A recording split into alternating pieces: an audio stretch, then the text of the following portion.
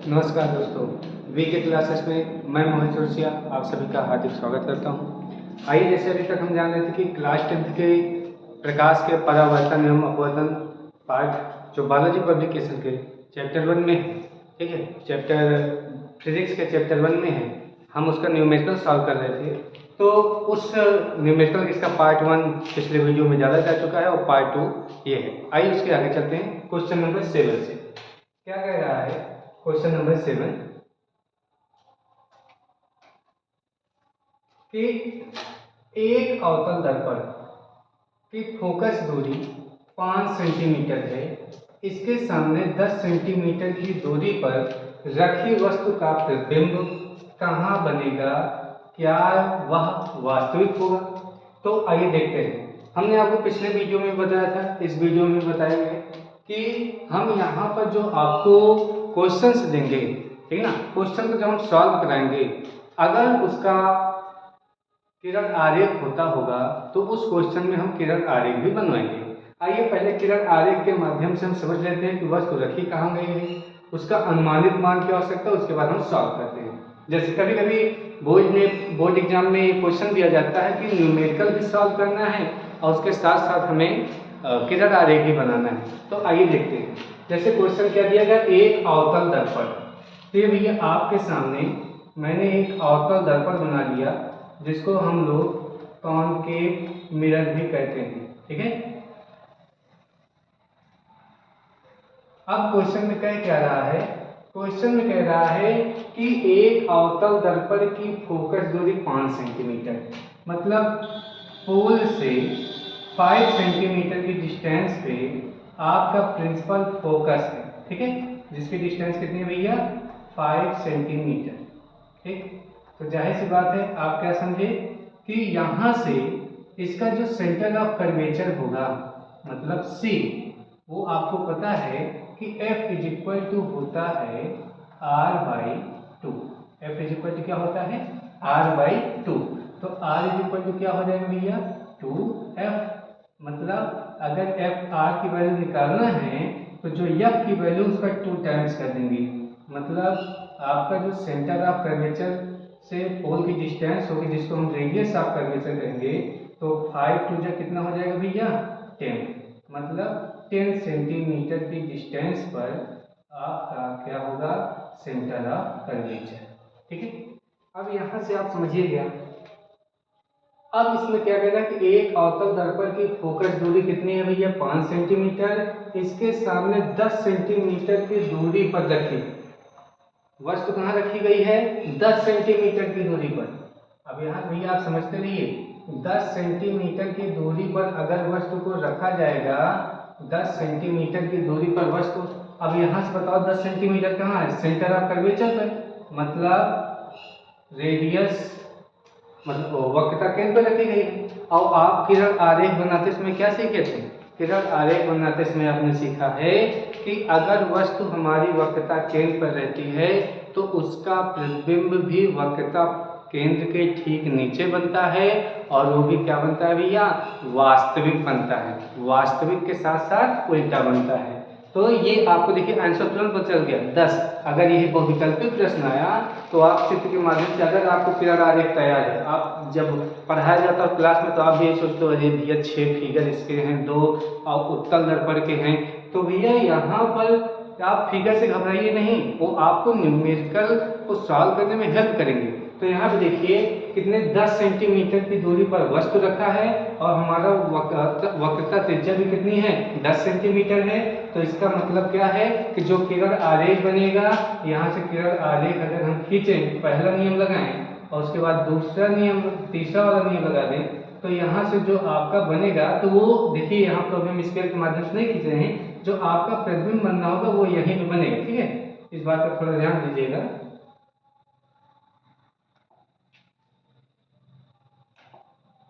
यहाँ से जो आपका प्रतिबिंब बनेगा वो कुछ इस प्रकार से बनेगा, ध्यान दीजिएगा।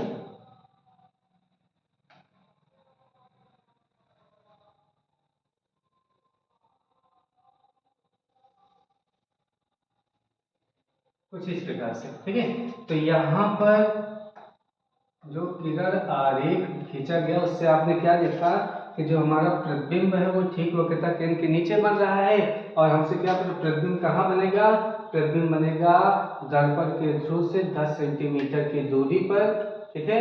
और जब भी दर्पण के सामने आपका प्रतिबिंब बनेगा वो वास्तविक और क्या रहेगा भैया, उल्टा रहेगा। आइए अब इसको क्वेश्चन सॉल्व कैसे करेंगे इसके बारे में लिखते हैं, ठीक है। तो हमको देखिए क्या क्या दिया गया है, हमको दिया गया अवतल दर्पण की फोकस दूरी, तो लिखेंगे क्या भैया, अवतल दर्पण की, अवतल दर्पण की फोकस दूरी, अवतल दर्पण भैया फोकस दूरी कितनी होती है, आपको किससे रिप्रेजेंट करते हैं, स्मॉल एफ से, किससे भैया, स्मॉल एफ से। कितनी दी गई है, अवतल दर्पण की जो फोकस दूरी है वो कितनी दी गई है, वो दी गई 5 सेंटीमीटर। तो मैंने आपको बताया था अवतल दर्पण के लिए जो आपकी फोकस दूरी होती है वो सदैव क्या होती है भैया, ऋणात्मक होती है, क्या होती है, ऋणात्मक। अवतल दर्पण की जो फोकस दूरी होती है भैया वो क्या होती है, सदैव ऋणात्मक होती है। तो अवतल दर्पण की फोकस दूरी f का मान -5 सेंटीमीटर दिया गया है। तो इसके सामने 10 सेंटीमीटर की दूरी पर रखी वस्तु, तो दर्पण के ध्रुव से, दर्पण के ध्रुव से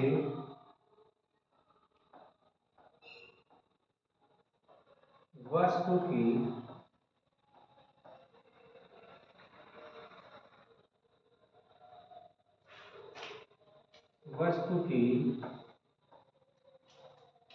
दूरी, और वस्तु की दूरी को भैया हम किससे लिखते हैं, u से। तो u बराबर कितना दिया गया है हमको, देखेंगे u बराबर भैया कितना दिया गया है, u बराबर दिया गया 10 सेंटीमीटर। तो आपको मैंने बताया था जो u का भी मान होता है वो भी क्या होता है भैया, नेगेटिव में होता है। u का मान चाहे अवतल दर्पण रहे चाहे उत्तल दर्पण रहे, दोनों के लिए किस में रहेगा भैया, माइनस में रहेगा। अब u का मान पता चल गया, f का मान पता चल गया, हमको निकालना क्या है, v का मान, ठीक है ना। तो लिखेंगे दर्पण के सूत्र से, क्या लिखेंगे भैया, दर्पण के सूत्र से, दर्पण के सूत्र से। अब ये दर्पण का सूत्र क्या होता है, आप भी बोलते रहिए जहाँ बैठे हुए हैं, 1/f बराबर 1/v प्लस 1/u। आपको पिछले वीडियो में भी मैंने बताया था कि यहाँ से आपका एक सूत्र बनाया था, ठीक है। आपको हो सकता है न याद हो, मैं आपको याद दिला दे रहा हूँ कि यहाँ से इसी फार्मूले से मैंने u बराबर एक सूत्र निकाला था, u बराबर और v बराबर आपको सूत्र निकाला था। और जबकि क्वेश्चन हमसे पूछ क्या रहा है, कह रहा प्रतिबिंब कहाँ बनेगा, तो दर्पण के ध्रुव से जो प्रतिबिंब की दूरी होती है उसको हम लिखते हैं v से। तो आइए हम v बराबर आपको डायरेक्ट फार्मूला बता दे रहे हैं क्या होता है, ठीक है। v बराबर डायरेक्ट फार्मूला क्या होता है बता दे रहे हैं, इसी सूत्र से बना है। तो v बराबर आपका सूत्र हो जाएगा uf अपान u माइनस एफ, uf अपान u माइनस एफ। ये बना कहाँ से है, आप इसी 1/u को 1/f की ओर के पक्षांतर कर लेंगे, तो 1/f minus 1/u is equal to 1/v। इसका एलसीएम ले लेंगे तो उससे इसे सॉल्व करके v की वैल्यू मैंने फाइंड किया। इसको मैंने किया क्यों, क्योंकि मैक्सिमम बच्चे गलती ये करते हैं कि जब वो पक्षांतर कर रहे होते हैं तो प्लस माइनस में दिक्कत हो जाती है, तो उनके लिए डायरेक्ट ये सूत्र रहेगा उसमें रखें, सॉल्व करें, काम खत्म। तो यहाँ पे देखिएगा आपको u की वैल्यू कितनी दी गई है, u की वैल्यू दिया गया है -10, u की वैल्यू भैया कितना दिया गया है, -10, ठीक, इंटू v की, f की वैल्यू कितना दिया गया है, f की वैल्यू दिया गया -5, कितना दिया गया भैया, -5 होल अपान u की वैल्यू कितनी दी गई है, -10, ठीक भैया। और f की वैल्यू कितना दिया गया है, -5। अगर हम इसको सॉल्व करें, ठीक है, अगर हम इसको सॉल्व करें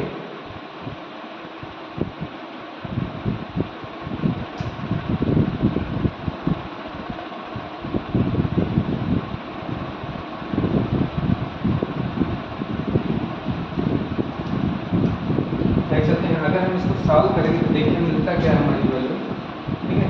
तो इससे हो जाएगा माइनस माइनस प्लस और उसके बाद 10 5 जा 50 अपान, अब यहाँ पे देखिए क्या -10 minus minus plus -10 minus minus plus 5, तो आपका आएगा क्या 50 अपान -5, इसे सॉल्व करेंगे तो आंसर आएगा -10 सेंटीमीटर।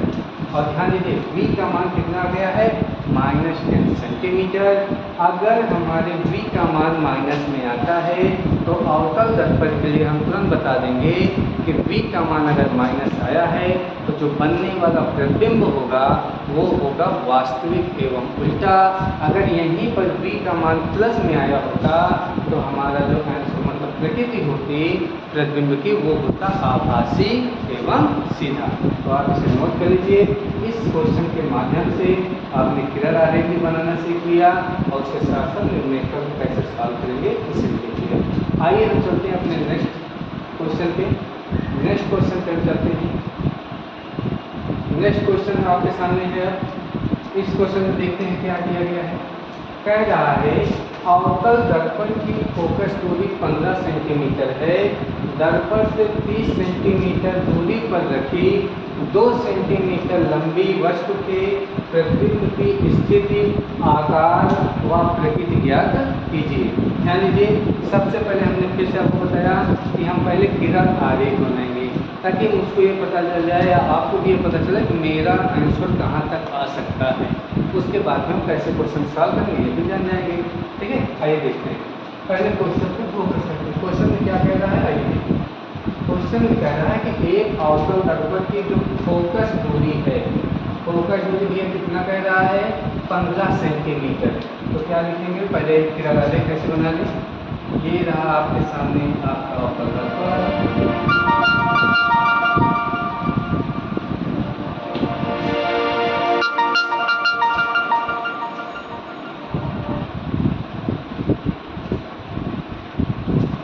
और ये अवतल दर्पण जो आपके सामने बन गया है।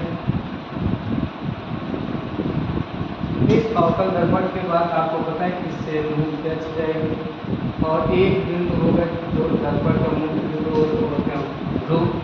और यहाँ पर आपका एक सेंटर ऑफ कर्वेचर मान लेते हैं, एक प्रिंसिपल फोकस एफ मान लेते हैं। आइए देखते हैं क्वेश्चन के हिसाब से हम लोग काम करेंगे।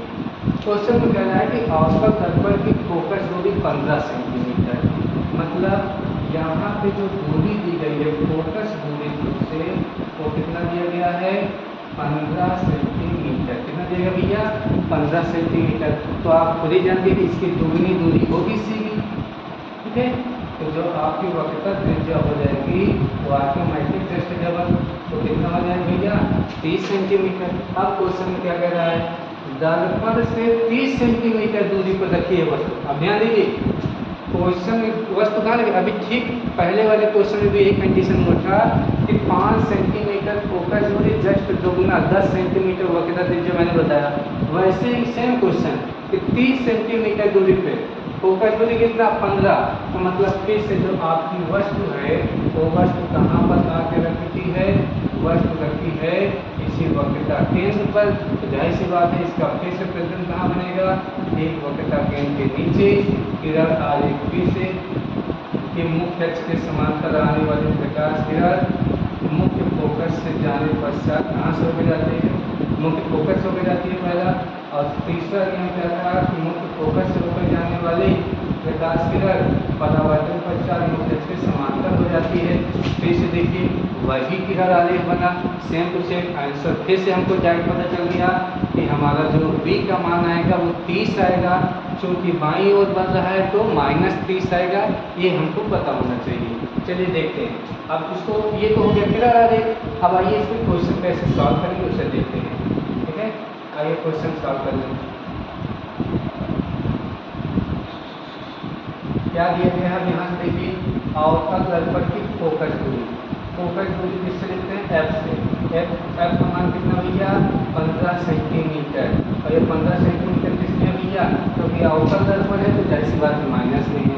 अगला क्या है, दर्पण से 30 सेंटीमीटर दूरी पर रखिए। तो भैया यहाँ पर वस्तु की ऊंचाई भी दी गई, कितना भैया 2 सेंटीमीटर।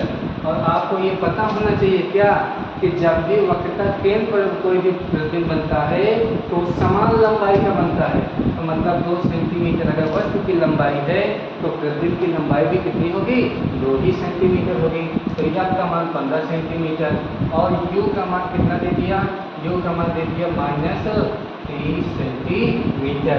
अब यहाँ पे सॉल्व करेंगे क्या, दर्पण के सूत्र से, क्या भैया, दर्पण के सूत्र से, दर्पण के सूत्र से। अब यहाँ पर ध्यान देंगे दर्पण का सूत्र क्या होता है, 1/10 बराबर 1/v प्लस 1/u। अब थोड़ा क्वेश्चन में देखो निकालना क्या है, वस्तु के प्रतिबिंब की स्थिति, मतलब v का मान निकालना है। तो v बराबर अभी आपको क्या सूत्र बताया था, u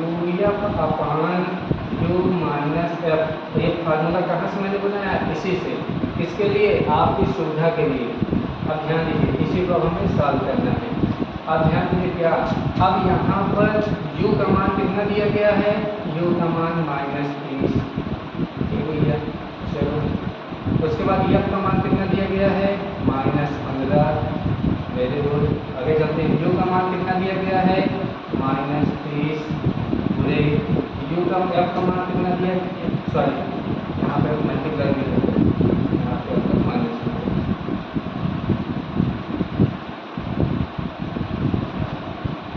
यहाँ पे माइनस। उसके बाद f का मान कितना दिया भैया, f का मान -15।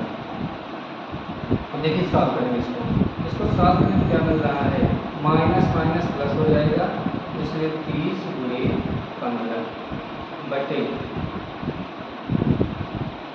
क्या है, -30 माइनस माइनस भैया प्लस 15। अब सॉल्व करेंगे अगर इसको आगे, देखिए हमको मिलता है 30 गुणे 15 बटे -30 से 15 जाएगा, कितना जाएगा, -15, 15 से 15 आपका कैंसिल, -30 क्या हो जाएगा,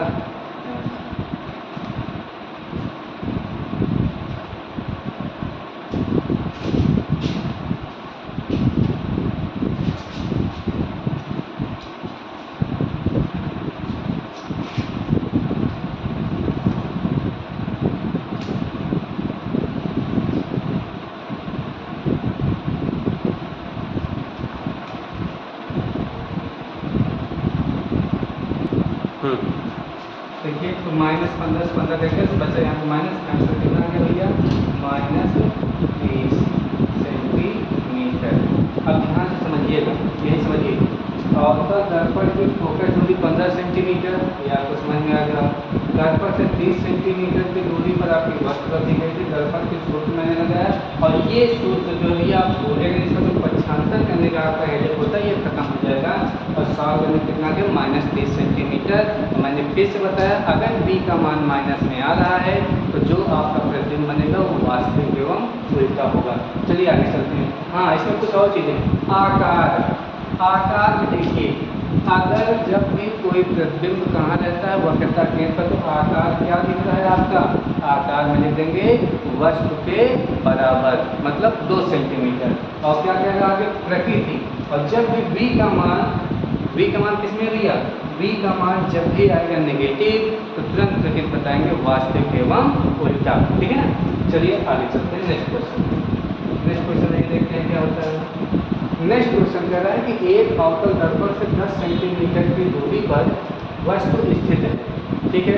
इस बार पहले हम क्वेश्चन लगेंगे फिर लगाते हैं, फिर आ जाते हैं, ठीक है। एक अवतल दर्पण से क्या मैंने बताया, एक अवतल दर्पण से क्या,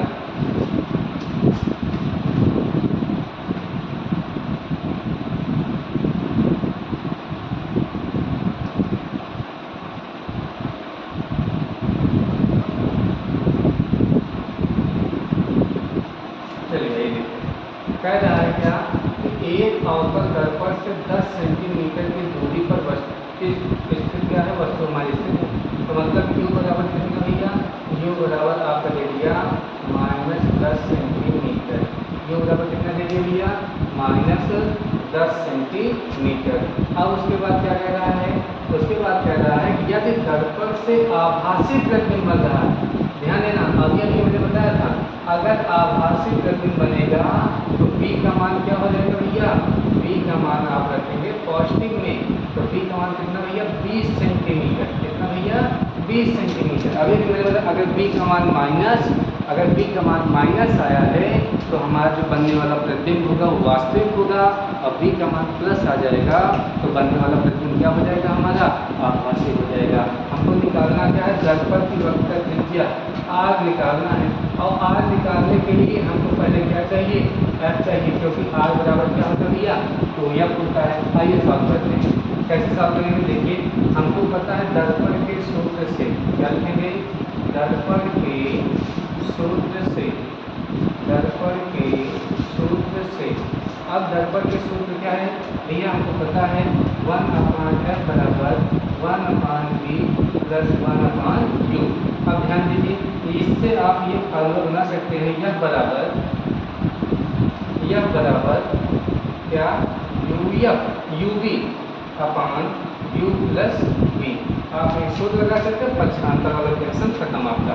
आइए आगे सॉल्व कर लेते हैं। क्या f का मान निकालना ही है, तो f का मान क्या आएगा, u का मान कितना दिया गया है -10 बुरे, v का मान कितना दिया गया है, v का मान दिया गया है 20 बटे u का मान -10 प्लस 20, सॉल्व करने देखते हैं -200, और 20 में से 10 हो जाएगा भैया, कितना आ जाएगा, 20 में 10 हो जाएगा, आ जाएगा 10, ये हो जाएगा आपका 200 है।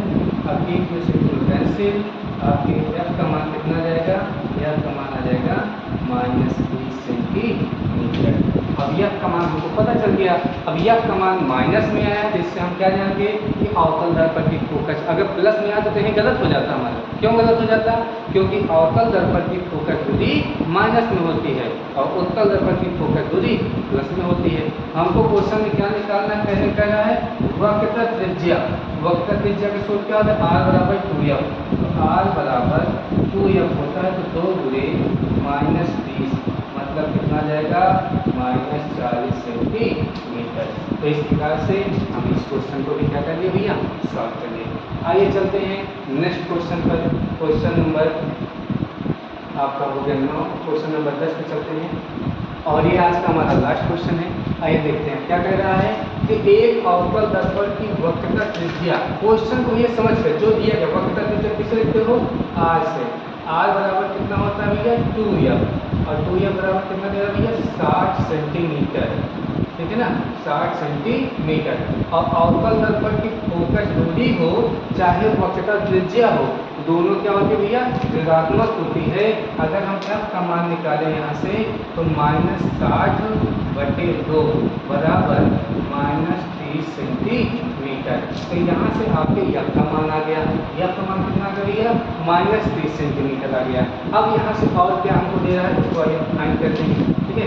आइए देखें और क्या हमको दिया गया, हमको दिया गया 5 सेंटीमीटर लंबी वस्तु, मतलब जो वस्तु की लंबाई है वो, ठीक है, जो वस्तु की भैया लंबाई दिया गया है वो कितना दिया गया है, जो वस्तु की लंबाई वो दिया गया है वो है आपका कितना, वो दिया गया भैया 5 सेंटीमीटर।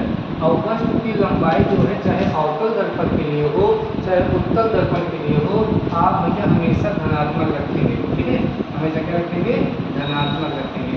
और क्या कहला, दर्पण से 45 सेंटीमीटर की दूरी पर, तो u बराबर कितना दे दिया 45 सेंटीमीटर, और u का मान सभी के लिए क्या होता है भैया माइनस होता है, ठीक है। अब यहाँ से हमको क्वेश्चन में फाइंड क्या करना है, प्रतिबिंब की प्रकृति बताना है। क्या बताना भैया, प्रतिबिंब की प्रकृति बताना है। स्थिति का मतलब p का मान, और प्रकृति का मतलब है कि आभासी बनेगा कि वास्तविक बनेगा, और लंबाई बताना है।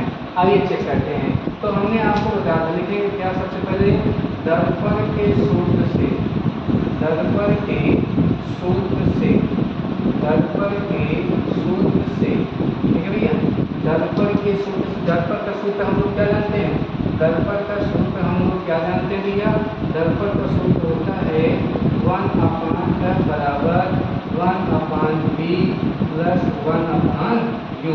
अब ये रहा दर्पण का सूत्र। अब दर्पण का सूत्र जब हमको पता है तो हमको निकालना क्या है, v का मान। तो v का हम डायरेक्ट सूत्र फार्मूला बताए थे क्या, v बराबर uf/u minus f, uf/u minus f, uf/u minus f। आइए इसको हम सॉल्व करते हैं।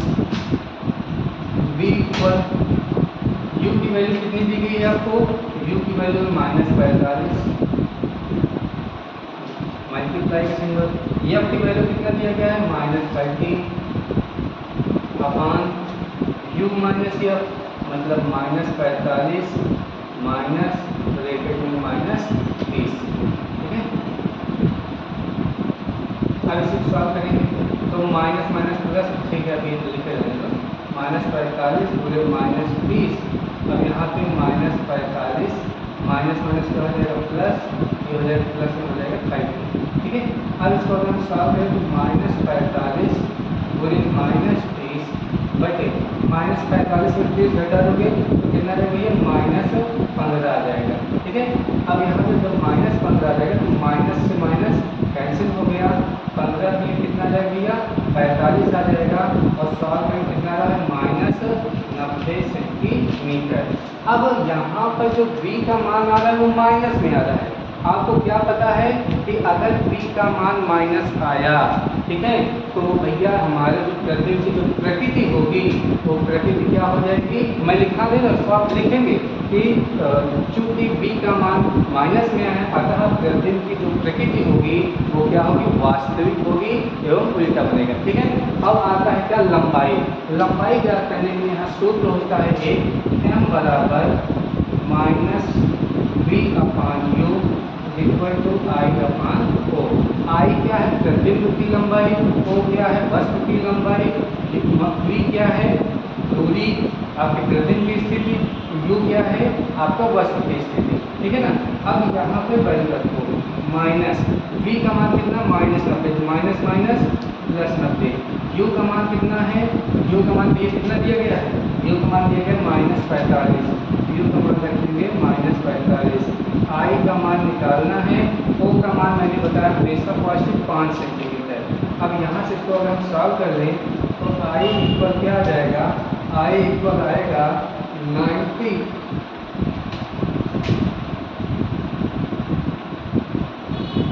I इक्वल क्या आएगा देखेंगे 90 इंटू 5/45 और यहाँ पे सिंबल माइनस का लगा रहेगा।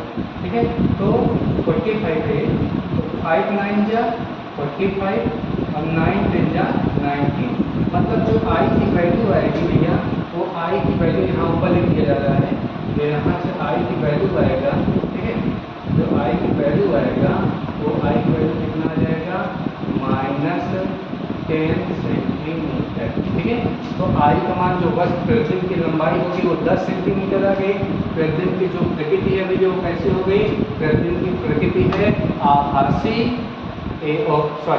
प्रतिबिंब की प्रकृति है वास्तविक एवं उल्टा। कैसे जानेंगे, क्योंकि v की वैल्यू माइनस में। ठीक है, और प्रतिबिंब की स्थिति कहाँ है, दर्पण की ओर, दर्पण के बाईं ओर 90 सेंटीमीटर की दूरी बनेगी। तो ये नेक्स्ट वीडियो में हम आपसे जब मिलेंगे तो ये जो है परावर्तन संबंधित, अभी हम कम से कम 20 क्वेश्चन आपको और कराएंगे। ठीक है, उसके बाद हम अपवर्तन से संबंधित, अपवर्तन के बाद लेंस से संबंधित आपको मिलते रहेंगे वीडियोस। ठीक है, अब आपका काम है, अगर आपको ये चैनल ये वीडियो पसंद आई हो, न्यूमेरिकल आप चाहते हो और ज़्यादा से ज़्यादा लगे, आपके साथ आपको पता होना चाहिए, आपके लिए एक बहुत अच्छी खबर है कि आपको निःशुल्क हिंदी की क्लासेस शैलेश सर के द्वारा उपलब्ध होने वाली हैं। विपुल सर आज अपना डेमो क्लास दिए ही, उसके साथ साथ अब जितेंद्र सर अपनी मैथ क्लासेस ले ही रहे हैं। तो आपके लिए सारी क्लासेस उपलब्ध निःशुल्क उपलब्ध हैं। आप केवल एक काम करिए कि चैनल को ज़्यादा से ज़्यादा उन सभी बच्चों के पास जो अच्छी कोचिंग नहीं ज्वाइन कर सकते, जो लालगंज नहीं आ सकते, लेकिन लालगंज अजहादर में स्थित नंबर 1 विद्यालय जो यूपी बोर्ड के लिए जाना जाता है, चंदन उच्चतर माध्यमिक विद्यालय, वहाँ के अध्यापकों की ऑनलाइन क्लास के द्वारा वो अपनी शिक्षा प्राप्त कर सकें। तो हम आपसे यही उम्मीद करते हैं कि आप इस चैनल को अपना ज़्यादा से ज़्यादा प्यार देंगे, अपने सभी सगे संबंधियों, अपने स्टेटस पर इसको स्थान देंगे। धन्यवाद।